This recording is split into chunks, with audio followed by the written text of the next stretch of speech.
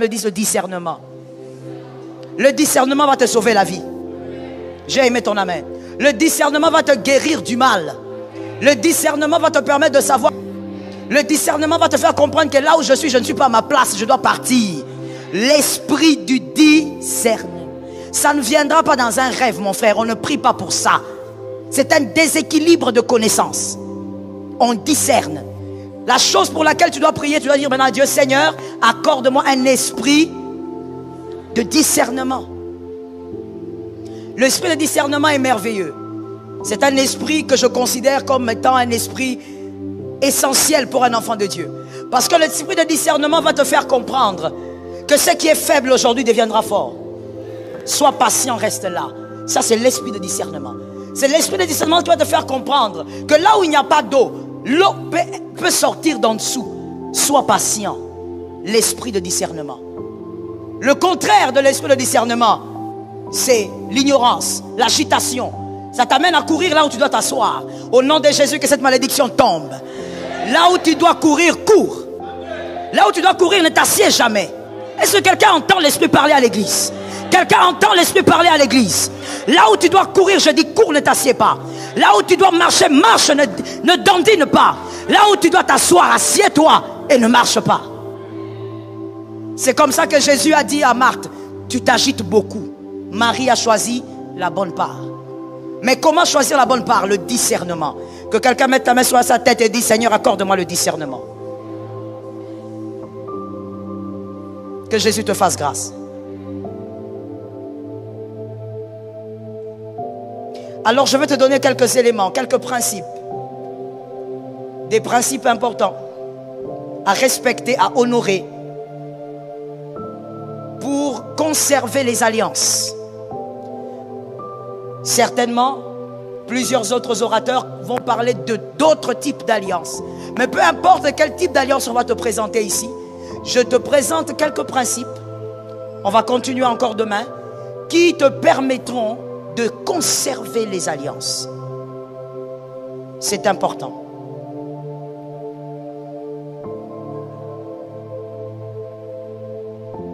Le premier, on ne profite d'aucune alliance terrestre armée de l'orgueil. Il n'est pas possible de profiter d'alliance terrestre lorsqu'on est orgueilleux. C'est impossible. L'humilité vous fera asseoir sur des tables que vous ne méritez pas. L'orgueil, par contre, va t'éjecter.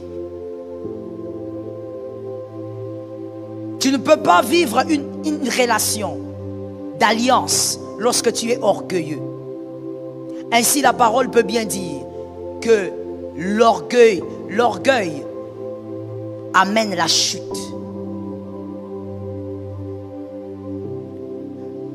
Comment savoir qu'on est orgueilleux? C'est lorsqu'on croit savoir. Lorsque vous croyez savoir. L'humilité consiste à apprendre, à se laisser enseigner, à laisser l'autre vous communiquer quelque chose. Aucune relation ne peut fonctionner avec l'orgueil au centre.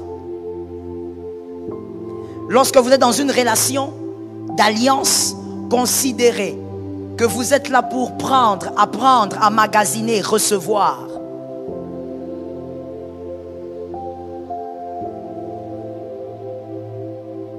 Débarrassez-vous de l'orgueil pour faire croître votre relation d'alliance.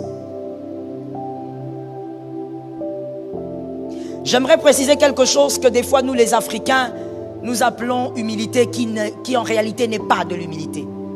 Le fait de se taire, le fait de ne pas parler, le fait d'être quasiment absente, ce n'est pas ça l'humilité. Parce qu'on peut se taire et être très orgueilleux. L'humilité, c'est avoir la capacité de recevoir des autres. D'accepter qu'on peut recevoir des autres.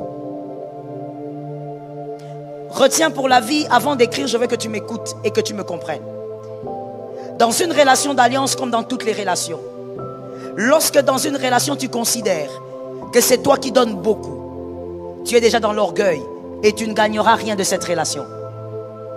Même si c'est une relation qui doit te bénir, lorsque tu considères que c'est toi qui apportes beaucoup, tu ne gagneras plus rien de cette relation.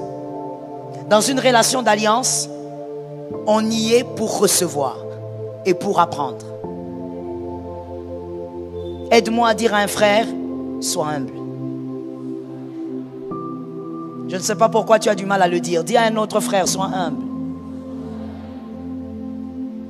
Plusieurs ont perdu les relations d'alliance à cause de l'orgueil. L'incapacité de se faire petit. Est-ce que mon frère, tu sais que dans la vie, il faut être capable de se faire petit. Il faut être capable d'arriver à certains lieux et tu te fais petit. Parce que celui qui se fait petit apprend plus que celui qui se fait grand. Est-ce que quelqu'un me capte? Celui qui se fait petit reçoit plus que celui qui se fait grand ou qui pense qu'il est grand. J'aimerais dire une chose et je le dis du fond de mon cœur. Ne pense pas être grand, attends d'être grand. Parce que je ne veux pas dire sois grand, j'ai dit attends d'être grand. Parce que la grandeur est un processus. Ne te fais pas grand, tu vas amputer ta grandeur. Attends d'être grand, respecte le processus. Dis à ton frère, va au rythme de Dieu. Maintenant, dis à toi-même, parle comme David, dis à ton âme, je dois respecter le processus. L'orgueil a détruit les relations. L'orgueil a détruit les relations d'alliance. On vous a parlé du père spirituel ici. L'orgueil a détruit les relations de certains fils avec leur père, filles avec leur père. L'orgueil. Que Jésus te délivre de l'orgueil. Que Jésus te sauve de l'orgueil. Avant de passer, je voudrais dire ceci. Est-ce que ça t'est déjà arrivé de t'asseoir, d'entendre des reproches sur toi, d'entendre des paroles dures sur toi et tu ne dis rien? À la fin, tu dis merci et tu pars. Si ça t'est jamais arrivé, tu es encore très loin. Ton cœur a beaucoup de problèmes. Tu es un enfant de Dieu mais rempli d'orgueil. Tu dois savoir que ce que tu ne sais pas existe. Et on peut t'enseigner ce que tu sais mieux que ce que tu ne sais. Est-ce que quelqu'un a capté ça? Le deuxième principe qui peut vous aider à vivre une relation d'alliance. On ne tient pas compte des épines lorsqu'on a cueilli un fruit sur un arbre. Écrivez ça comme ça. On ne tient pas compte des épines lorsqu'on vient de cueillir un fruit sur un arbre. Même si cet arbre a des épines, vous allez oublier les épines parce que vous avez quoi? Yes. Parce que vous avez le fruit. Je crois que c'est un dimanche ici où j'étais en train de dire que moi, tout petite, j'aimais beaucoup grimper sur les arbres. Des fois, j'ai passé mes journées sur les arbres. Lorsqu'on grimpe sur un arbre et qu'on veut un fruit, même si l'arbre est compliqué, l'arbre glisse, l'arbre est bizarre, quand on veut le fruit, on arrive. Et on ne tient pas compte des épines. Pourquoi? Parce qu'on a déjà eu le fruit. Tu vas m'aider à faire ceci. Tu vas m'aider, tu vas aller vers 5 personnes et tu vas dire à ces 5 personnes, apprends à pardonner. J'ai dit 5.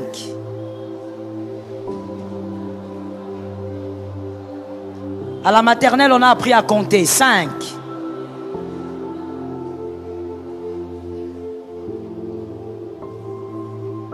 Vous l'avez fait? D'accord. Le deuxième principe pour maintenir une relation d'alliance, c'est le pardon. On ne peut pas maintenir une relation d'alliance sans le pardon. C'est impossible. Le pardon est la force de toute relation solide et pérenne. toute relation qui veut vivre longtemps, toute relation forte, son secret, c'est le pardon. Je voudrais que vous puissiez m'écouter et vous allez écrire ça après m'avoir écouté. Le pardon est la deuxième arme qui humilie l'échec. Le pardon est la deuxième arme qui humilie l'échec. Lorsque le diable veut te voir échouer dans une relation d'alliance et que tu pardonnes, le diable a échoué. L'échec qu'il avait prévu est humilié. J'ai envie de dire à quelqu'un, apprends à humilier l'échec. Je dis que c'est la deuxième arme parce que la première arme au fait qui humilie l'échec, c'est la réussite. Lorsqu'on réussit, on humilie l'échec. Lorsqu'on a des résultats, on humilie l'échec. Le pardon est la deuxième arme. À chaque fois que le diable touche à une relation d'alliance, c'est parce qu'il veut vous voir échouer. Mais au nom de Jésus, l'échec sera humilié cette année. Dans toutes tes relations d'alliance, l'échec sera... Que quelqu'un me dise, il n'y a pas de négociation. Maintenant, dis-moi, il n'y a pas de négociation, l'échec sera humilié. Dans ta relation avec ton père biologique, l'échec sera humilié. Ouais. Des fois, il y a des choses, quand ton père le fait, le diable te dit, regarde, tu as déjà grandi, pourquoi il t'humilie comme ça? Pourquoi il te rabaisse comme ça? Le diable veut créer la révolte en toi. Mais je dis, le pardon va humilier l'échec. Dans Genèse 3, je vous donne la précision du verset. Dans Genèse 3, prenons le 21. Genèse 3, 21, Genèse 3, 23. Lorsque le diable attaque le couple dans le jardin d'Éden, le but du diable, c'est de voir le couple échouer. Mais il y a une chose qui a humilié l'échec dans le jardin d'Éden. La chose qui a humilié l'échec du diable dans le jardin d'Éden, c'est lorsque Dieu a couvert le couple. Lorsque Dieu a habillé le couple, ce signe était le signe du pardon. Dieu les avait pardonnés, voilà pourquoi il les avait habillés. Avant de les chasser, Dieu les avait d'abord pardonnés. À cause de ce pardon, l'échec que le diable avait organisé dans le jardin d'Éden avait subi une très grande humiliation. Et par l'autorité du Christ, l'échec qu'il a prévu contre ta vie cette année va subir une très grande humiliation. Tu sais, tu as dit un amen, mais on dirait que tu n'as pas compris. Ton amen doit être un amen de compréhension. Il y a l'échec qu'il a planifié en ce mois d'août contre ta vie, contre ta famille, contre tes enfants. Mais tu vas utiliser une arme qu'il n'a pas vu venir. Tu vas utiliser une arme qui va humilier davantage le diable. C'est le pardon. Est-ce que quelqu'un m'entend bien? Le diable est obligé de s'incliner face à toutes les armes qu'il est incapable de posséder. Et là, parmi les armes que le diable est incapable de posséder, il y a le pardon. Peu importe sa malice, peu importe sa force, le diable n'a pas de pardon et il ne peut pas pardonner. Il ne sait pas comment on pardonne. Et cette année, tu surprendras. Je le crois au nom de Jésus.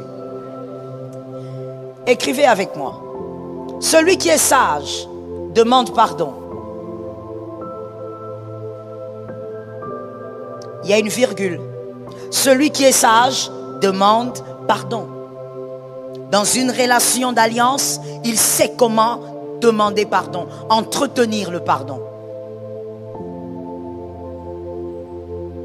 Celui qui est sage demande pardon parce qu'il a compris.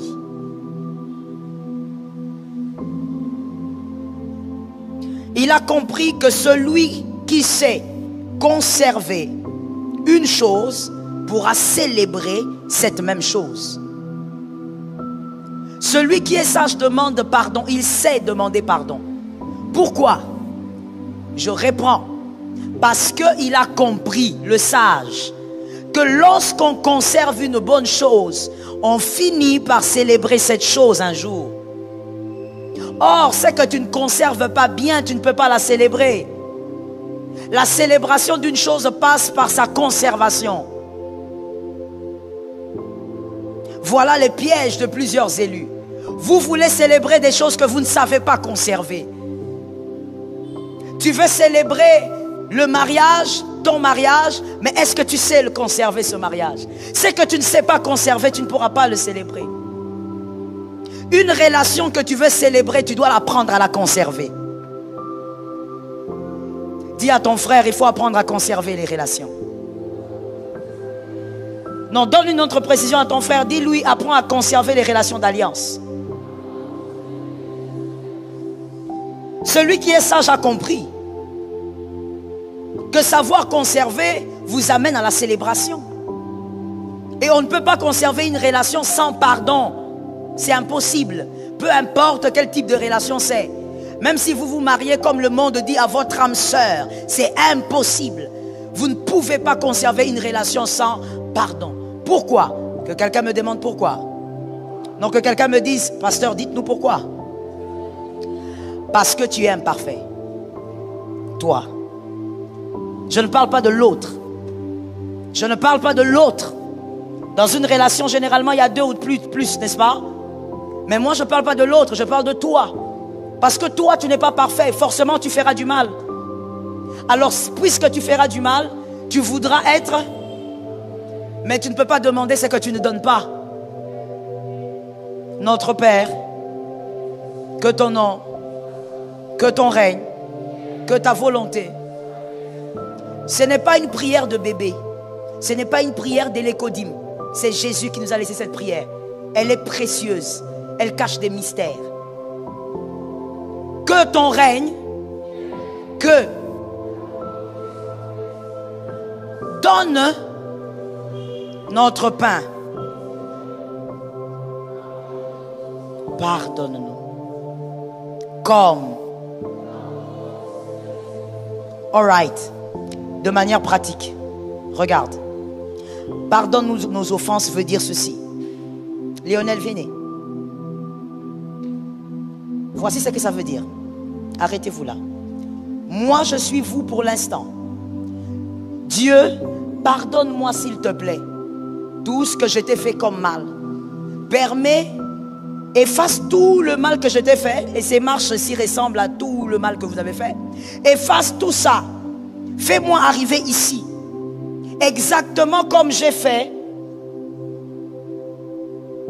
pour lui. Il m'a fait du mal. Je lui ai pardonné tout ça et je lui ai fait arriver.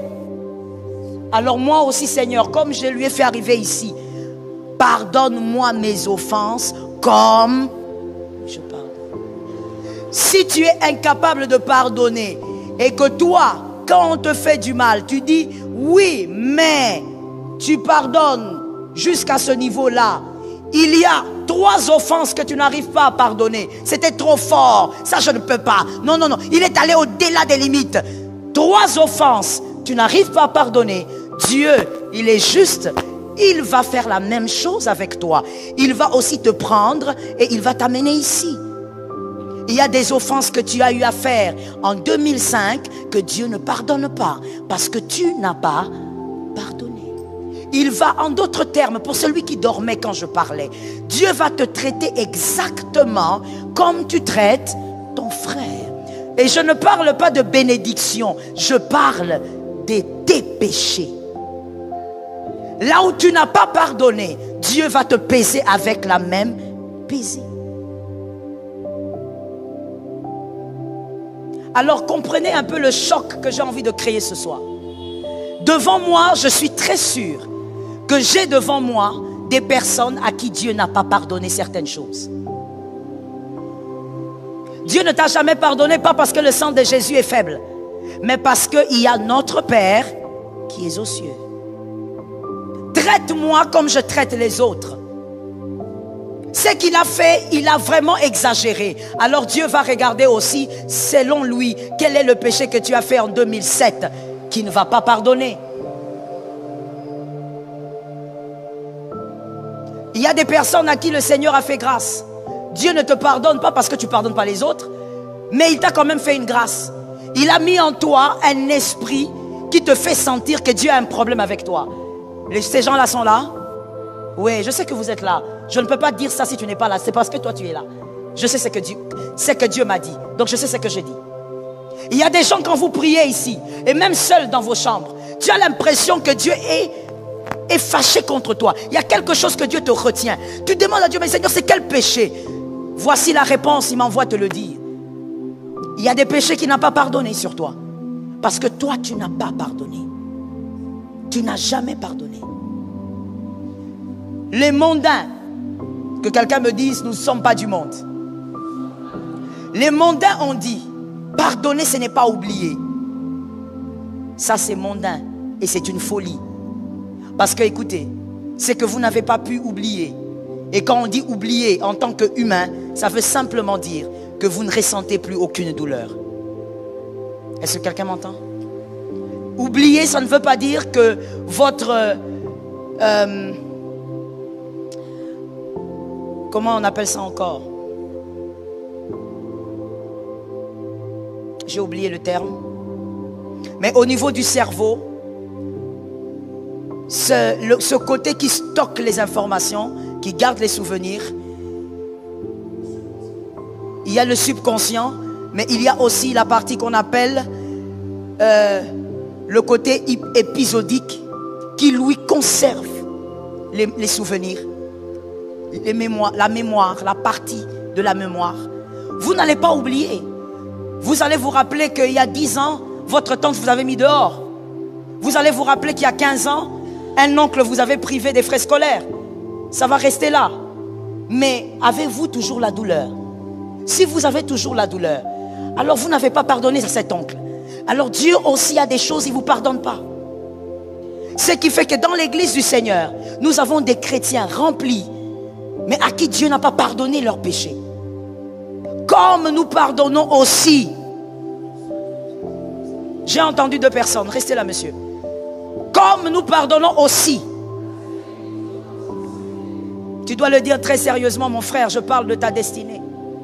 Peut-être que le fameux, je sais pas, la fameuse promesse ou ce que Dieu a prévu pour toi n'arrive pas parce que tu n'arrives pas à comprendre ce que je te dis ce soir.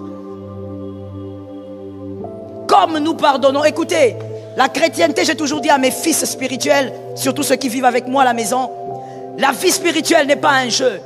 La vie chrétienne n'est pas une blague. On n'est pas en train de prêcher une chose et vous démontrer autre chose. La vie chrétienne n'est pas une farce. On ne vient pas faire semblant à l'église. La vie chrétienne est l'une des choses les plus sérieuses au monde. Donne-moi un amen. On ne vient pas faire semblant. À l'église, je suis quelqu'un d'autre. À la maison, je suis quelqu'un d'autre. Non, non, non, ça c'est l'église. Ça n'a rien à voir. Ce que nous vous prêchons, c'est ce que nous vivons. Et c'est que vous devez vivre. J'ai entendu 3 amens. Oh, tu vas dire amen de gré ou de force. Ce que nous prêchons, c'est ce que nous vivons et c'est ce que vous devez vivre. On ne fait pas semblant avec le Seigneur. Le Seigneur n'est pas notre garçon de course. Jésus n'est pas un plaisantin. Tu n'as pas pardonné. Jésus ne t'a jamais pardonné. Quel péché ne t'a pas pardonné, je ne sais pas. Mais je te présente seulement la Bible. Comme je pardonne. Puisque toi tu dors toujours avec la colère. Toi tu prends des jours pour pardonner. Ben tu vas prier. Et Jésus te tiendra aussi ce péché. Il te retiendra ce péché. Ainsi vous constatez, les enfants de Dieu aujourd'hui, vous êtes facilement atteignables par le diable. Les flèches sorcellériques vous atteignent. Un petit sorcier dans son coin, il t'envoie un envoûtement de loin. Et toi aussi dans ta chambre, tu fais des cauchemars, tu tombes de ton lit. Tu vois des choses bizarres, un tout petit sorcier. Pourquoi vous êtes atteignable? Parce qu'il y a des péchés que Dieu n'a pas pardonnés. Mais pourquoi il ne vous a pas pardonné? Il est amour, mais parce qu'il est écrit. Pardonne-nous comme. Jésus n'a pas dit pardonne-nous à peu près. Il dit comme. La même mesure que moi je prends pour mon frère, fais la même chose avec moi. Oh mon Dieu, des fois quand je lis ce verset, je me demande, c'était une prière ou c'était une condamnation? Je me pose des questions. Pardonne-nous comme. Tu ne peux pas vaincre dans une relation sans le pardon. Je l'ai dit tout à l'heure. Pourquoi tu dois mettre le pardon au centre d'une relation d'alliance?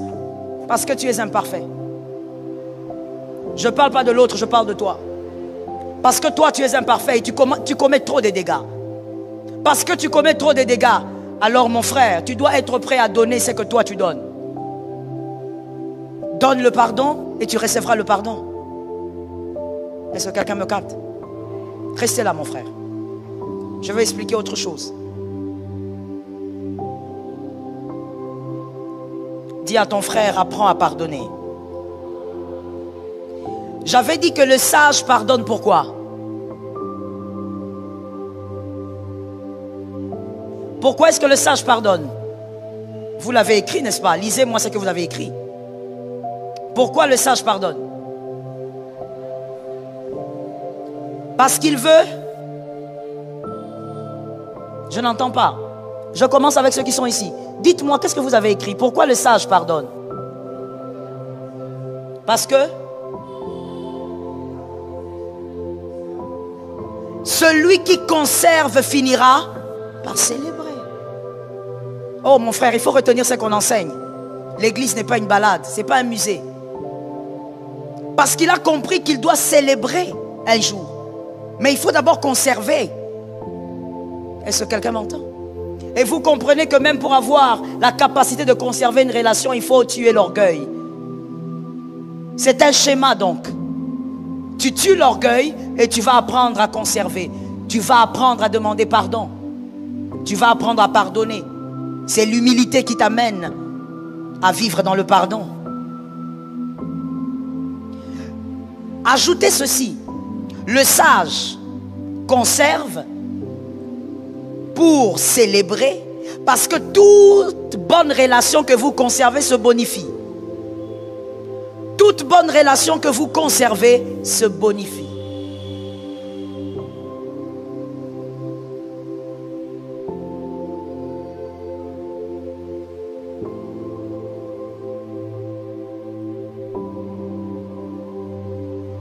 Le sage pardonne à cause de ces éléments-là. Regardez maintenant ceci. Lorsque dans une relation d'alliance on pardonne, ça nous fait grandir. Je veux te choquer. Si dans un couple, on prend cette relation-là parce que ça fait partie des relations les plus fortes, en tout cas les relations terrestres les plus fortes. Si dans une relation de couple, mari et femme, je ne parle pas du copinage, mari et femme, vous savez pourquoi des fois certains psychologues, surtout païens, disent qu'il faut laisser à un couple au moins 6 ans ou 7 ans pour attester que ce couple est solide. Parce que dans 6 ou 7 ans, il y a eu assez de dégâts. Là où il n'y a pas eu de dégâts, on ne peut pas parler d'un couple solide. Parce que le couple solide passe par le pardon. La solidité du couple passe par... Lorsqu'un couple est ensemble après 7 ans, 10 ans, oh, soyez sûr qu'il y a eu des choses à l'intérieur. Et s'ils sont toujours ensemble, c'est que cette relation-là, elle est solide. Une relation d'alliance, quand il y a le pardon vous fait grandir. Celui qui a su pardonner n'est plus un bébé. Dans une relation, il a grandi. Vous savez pourquoi il a grandi? Premièrement, parce qu'il a donné quelque chose de rare, le pardon. Deuxièmement, parce qu'il est allé au-delà de l'offense. Je me demande même si vous me comprenez. Il est allé au-delà de l'offense. Je donne un exemple très banal. Dans une relation de mari et femme, la femme qui a déjà été trahie par son mari et qui a pardonné, elle est plus solide que celle qui n'a jamais été trahie. Je parle d'abord de la femme elle-même. Et la relation là est plus solide que la relation qui n'a jamais eu cette tâche-là. Est-ce que quelqu'un m'entend? Elle est plus solide parce qu'ils ont vécu un vent et ils ont tenu par le pardon. Ceux qui ne l'ont jamais vécu ne doivent pas se taper la poitrine en disant « Mon mari pardonne, ma femme pardonne ». Est-ce qu'il vous est déjà arrivé quelque chose qui méritait le pardon? Si ce n'est jamais arrivé, s'il vous plaît, taisez-vous.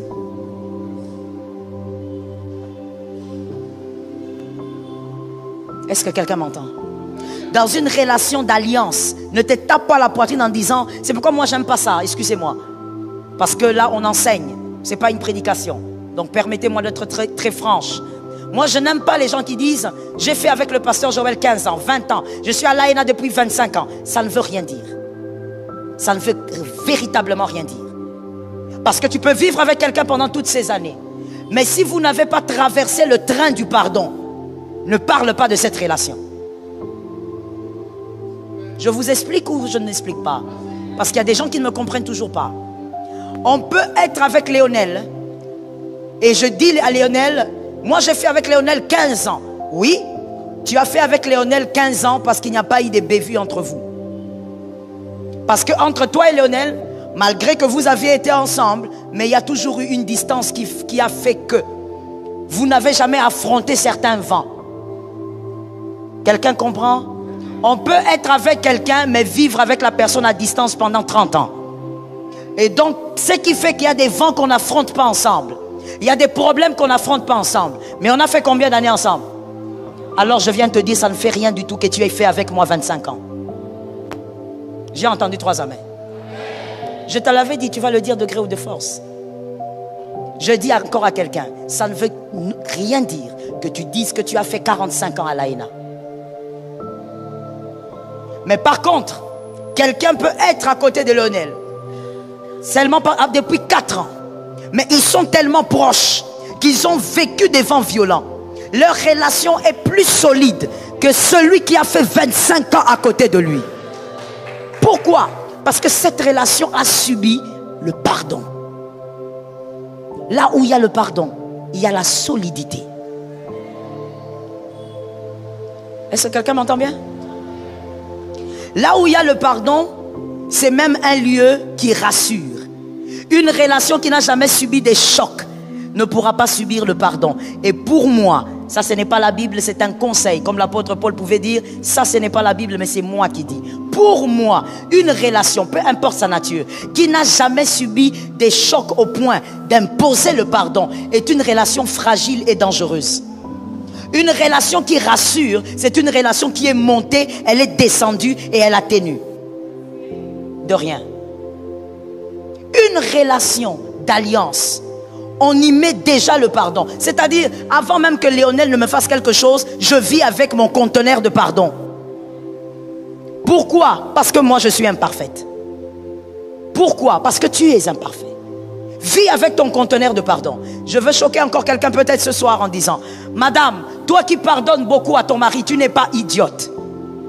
Toi qui pardonnes beaucoup à ton mari, tu n'es pas une femme bête. Oui, je vais utiliser les mots assez durs. Toi qui pardonnes, parce que ce sont les types de mots que vous entendez dans le monde. Toi qui pardonnes beaucoup à ton mari et qui y revient toujours, tu n'es pas une femme sans cervelle. Au contraire, tu as une force que la voisine n'a pas.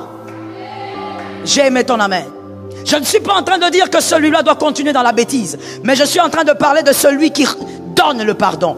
Celui qui donne le pardon ne sera jamais condamné pour l'avoir donné. Dis ça à 2 personnes.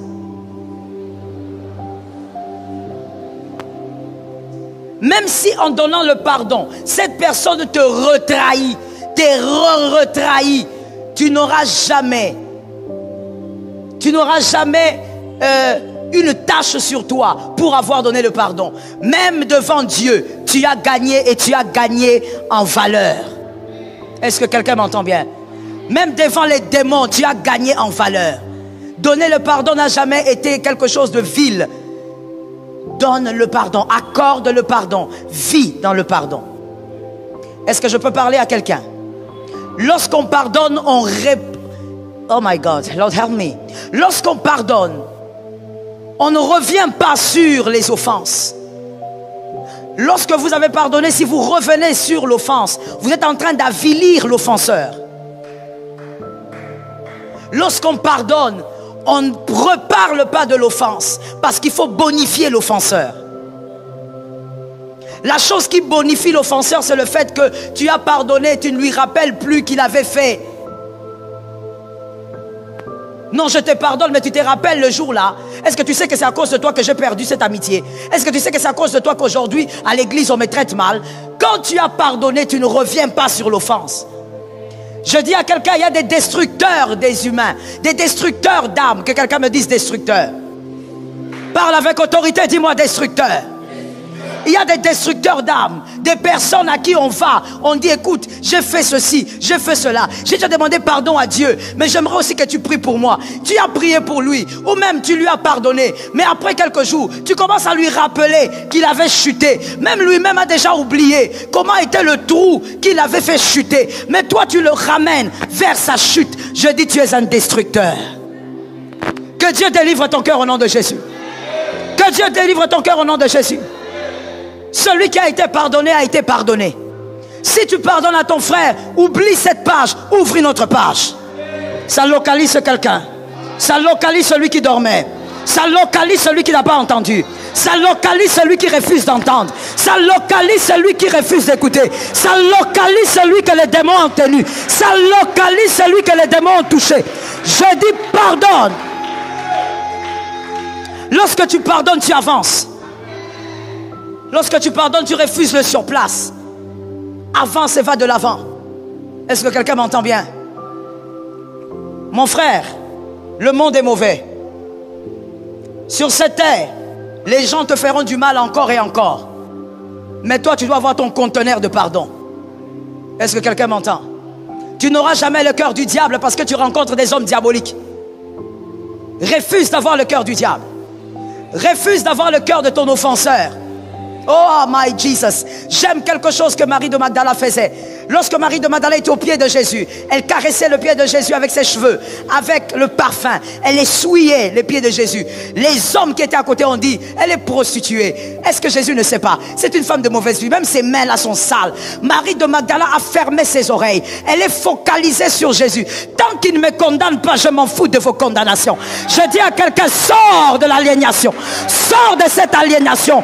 Lorsque Jésus t'a pas condamné, ne te condamne pas. Focus sur Jésus. Vérifie une chose. Est-ce que ce que je fais plaît à Jésus? Marie de Magdala avait considéré le silence de Jésus comme un code.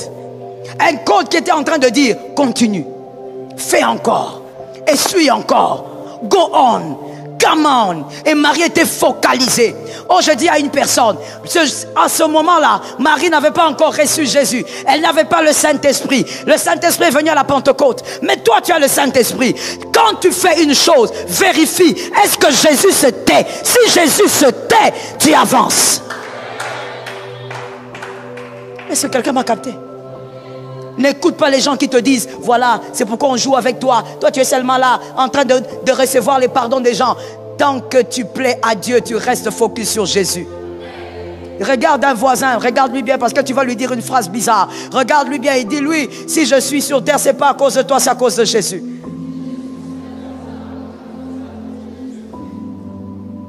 Alors pourquoi tu es embêté? Parce que les gens te trouvent faible parce que tu pardonnes. Pourquoi ça t'embête? Si tu es là, c'est à cause de Jésus et non à cause des hommes. J'aime cette écriture qui dit, ce n'est pas vous qui m'avez choisi. Tu n'as jamais choisi Jésus. C'est lui qui t'a choisi. Focalisé. Est-ce que quelqu'un m'entend bien? Je dis à une âme, tu pardonneras et tu pardonneras encore. Tu as ton conteneur de pardon avec toi. N'avilis pas un autre. Ne détruis pas un autre.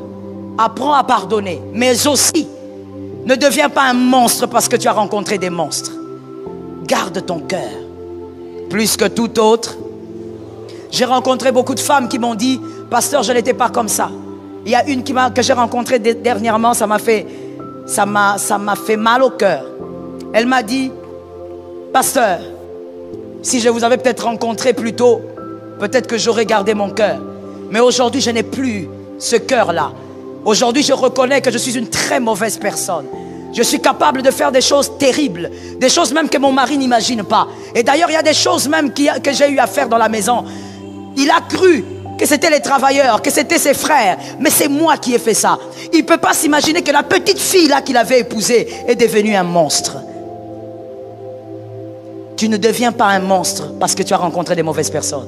Je veux te dire, mon frère, les mauvaises personnes, tu vas en rencontrer encore. Dans le parcours, il y a les bonnes.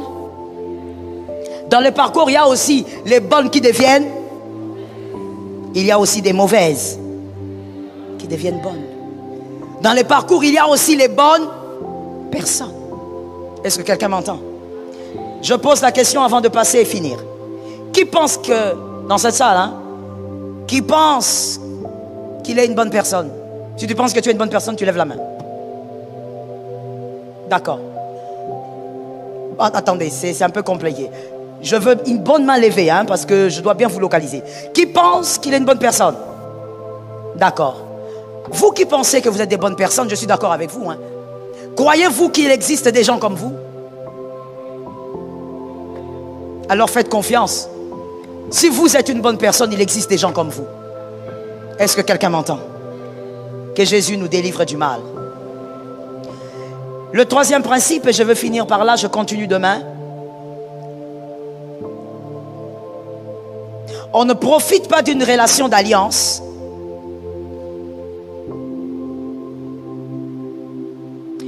On ne profite pas d'une relation d'alliance que le Christ vous a donnée en vous accrochant au dire des hommes. Vous ne pouvez pas vous accrocher au dire des hommes et tenir une relation d'alliance. Une relation d'alliance, on écoute Dieu, on se focalise sur Dieu. Ce que Dieu a dit sur l'alliance, c'est ce que tu vas croire. Et tu t'accroches. Lorsque tu veux réussir dans une relation d'alliance, ferme un peu tes oreilles à tout ce que tu écoutes à gauche, à droite. Est-ce qu'on est d'accord? Voilà pourquoi il est écrit dans le psaume 23. L'Éternel, Ensuite, oui. Ça, ce sont les élèves de l'écodime qui répondent. On y va. Ensuite, I like it. Commençons par là. Il me. C'est écrit il me ou il nous. Maintenant, pourquoi toi, dans les sentiers de la justice, tu veux que vous soyez? Pourquoi? Il est écrit il me. Je suis seul. Il m'amène. C'est le grand berger qui m'amène. Mais non, toi, dans les sentiers de la justice, tu entends ce que Janine a dit, ce que Marguerite a dit, ce que Frédéric a raconté. Pourquoi tu es comme ça? Pourquoi tu ne comprends pas que tu es seul sur le sentier? Sois seul sur le sentier, écoute le berger. J'ai aimé cet amen là. Mais tu vas donner un autre amen pour réveiller ton voisin, il n'a pas entendu. Donne un amen, réveille le voisin. Il me. Non, non, vous savez, je l'ai dit. J'ai suivi en ligne. On vous a enseigné sur la paternité. Le dimanche, c'était magnifique. Le bishop Cléo vous a parlé sur les alliances semblables à Jonathan et à David. Magnifique. Mais toutes ces alliances-là, lorsque Dieu vous accorde ces alliances, vous écoutez les hommes ou vous écoutez le Dieu qui vous a accordé l'alliance. Il ne faut pas que ce soit théorique, il faut que ce soit pratique. Il faut écouter le Dieu qui a donné l'alliance. Il me conduit. Je vais choquer quelqu'un. Ce soir, il faut beaucoup choquer. Je dis à quelqu'un ceci. Même si, je donne moi-même comme exemple, ok?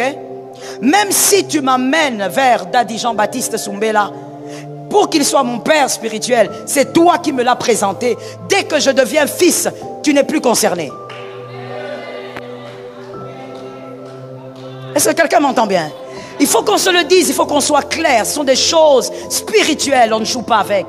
Non, non, c'est moi qui t'ai présenté Daddy. C'est moi qui t'ai présenté Mamie. Qu'est-ce que ça veut dire? Ça ne veut... Daddy n'est pas un journaliste. Mamie n'est pas une journaliste. Ce sont des hommes de Dieu. C'est-à-dire, dès que tu me connectes à un homme de Dieu, toi, tu n'es pas concerné. Tu as ta relation, j'ai. Répète-moi ça 3 fois.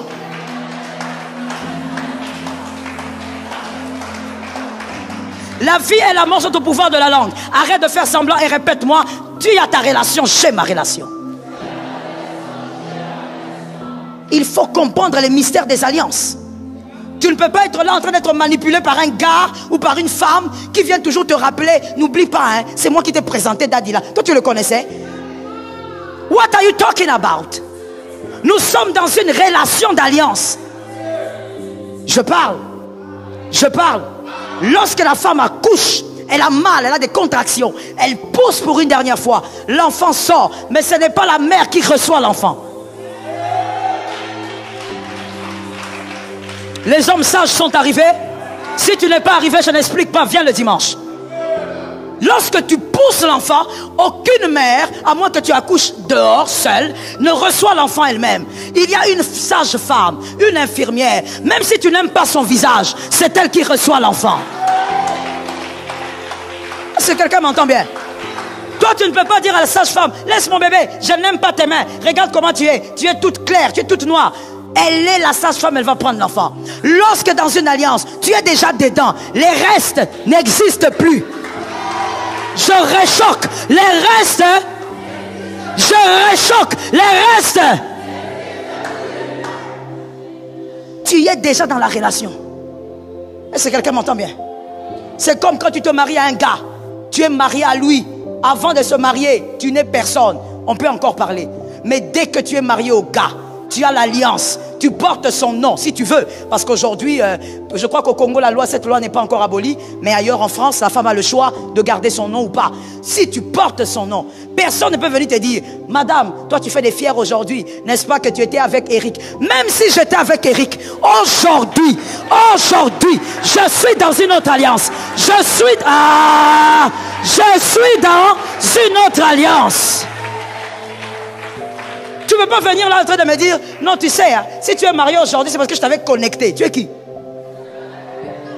Oh non, c'est moi qui t'avais présenté, non? Tu te rappelles? C'était mon ami, non? Ton mari, c'était mon ami. Et alors? C'était ton ami, aujourd'hui, c'est mon mari.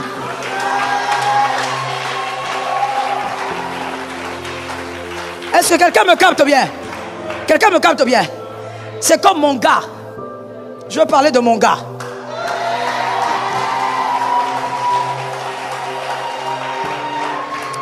C'est comme mon gars. On a étudié dans une même école, aux humanités. Et donc je me rappelle que comme il était, on appelle ça quoi? On appelle ça un truc là. Bidel, hein, quelque chose comme ça. Alors, tout le monde le connaissait. Tout le monde connaissait Kabasele. C'était le Bidel, comme vous dites. Et un jour, à cause d'une adresse, et l'histoire était très bizarre, je vous épargne. Alors, il était venu chez nous, ça s'est mal passé. Et l'école a commencé à jazzer dessus. Alors qu'il avait une copine. Alors l'école jazzait, oh Kabasele et tout ça, et tout ça. Et puis pour mettre les choses au clair, en tout cas je pense que c'est pour apaiser sa copine. Alors il m'appelle, il me convoque dans sa salle de classe. Et moi je viens là avec mes copines aussi. On vient là, bonjour. Et puis il dit bonjour. Alors lui il était assis et puis la copine était sur les cuisses. Alors il me regarde, il me dit, écoute, je veux que ça soit clair. Moi je t'ai venu chercher une adresse. Moi et toi il n'y a rien. Moi et toi il n'y aura jamais rien.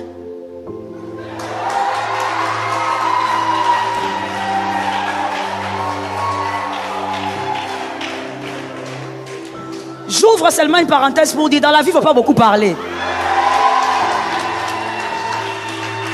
Dans la vie, il faut être choya. Et la fille, elle était là assise sur ses cuisses en train de bomber. Et moi, j'étais là toute petite, là, comme ça. J'étais toute mince comme ça. J'étais là comme ça. Est-ce que tu as compris, Kaloumé? Entre moi et toi, il n'y a rien. Il faut pas qu'il y ait des problèmes ici à l'école. Je ne veux pas avoir des problèmes avec ma copine. J'ai dit, oui, il n'y a rien. Je suis sorti. Des années après, il n'y aura jamais rien. 3 enfants.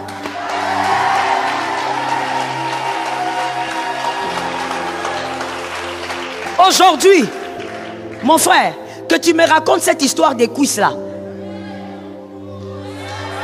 Que tu me dises que vous avez fait 15 ans. Ce qui compte, c'est moi qui suis là. Tu ne dois pas te laisser intimider par des gens qui viennent te dire, non, vous, ça, tu sais, dans ta relation là, c'est comme si tu es redevable. à des personnes qui t'ont fait rencontrer les hommes d'alliance. Non, ce sont des portes que Dieu a utilisées. Mais quand tu arrives, tu gères ta relation avec l'alliance. Je bénis celui qui a suivi. Je finis en te donnant ce verset, Luc 5,5. Luc 5,5, Pierre dit à Jésus, on a péché toute la nuit, maître, il n'y a rien. En d'autres termes, maître, tu sais que je connais les eaux. On a travaillé, il n'y aura rien aujourd'hui. Parce que je suis venu à l'heure de la pêche. Moi, je suis spécialiste en ça. Il n'y a rien eu. Mais à un moment donné, Pierre dit, mais sous ta parole. C'est-à-dire, maître, en ce qui me concerne, je ne crois plus en ces eaux. À cette heure, je n'aurai plus le poisson. Entre moi et les eaux, notre relation là, c'est foutu, c'est gâté. Je ne crois plus que je pourrais tirer quelque chose de bon de ces eaux. Mais parce que toi tu as parlé, je crois en cette relation parce que Dieu t'a mis dans une relation d'alliance, ça marchera. Ce n'est pas une question d'homme. Ça ne dépend pas du climat comme Pierre l'avait compris. Ça dépend de celui qui vous a mis en... Celui qui est dedans, c'est qui? C'est Jésus. Comme Jésus a créé cette relation d'alliance, ça va? Lorsque ça ne marche pas, oh, je veux que quelqu'un m'entende. Lorsque ça ne marche pas, avant de chercher le conseil auprès de Guerlain, va d'abord parler à Dieu. C'est Jésus. Pierre a dit, sous ta parole, toi, je veux jeter le filet. Et j'aime ce que Pierre a dit. Que quelqu'un dise avec moi, Pierre dit, sous ta parole, je jetterai le filet. C'est-à-dire, je veux continuer d'espérer en cette relation. Même si je ne comprends pas. Même si je la trouve bizarre. Mais Jésus, parce que c'est toi qui m'as introduit dans cette relation, je veux y croire. La réussite d'une relation d'alliance ne dépend pas de ceux qui vous entourent. Ça dépend d'une seule présence. Tant que Jésus est là, la chose marchera. Tant que Jésus est là, la paix va s'inviter. Je disais à quelqu'un, c'est une question de présence. C'est la présence qui va créer la différence. Est-ce que quelqu'un m'entend bien? Je dis la présence de celui-là va créer la différence. La présence de celui qui a permis cette relation d'alliance va créer la différence. Il y a des gens, quand on vous regarde, on te dit, ah, toi avec cette personne-là, c'est foutu. Tu as commis trop d'erreurs, ça ne marchera plus. Si seulement c'est Dieu qui avait uni ces gens-là, il y a quelque chose qui va se passer. Est-ce que je parle à une âme? J'en profite pour prophétiser sur toi. Cette relation qui s'est détruite marchera. Je parle d'une relation qui doit te bénir. Cette relation qui s'est détruite marchera. Ça dépend d'une seule présence. Que quelqu'un me dise une seule présence. Lève ta main droite et dis-moi une seule présence. Que quelqu'un me dise ça marchera à cause d'une présence. Maintenant répète avec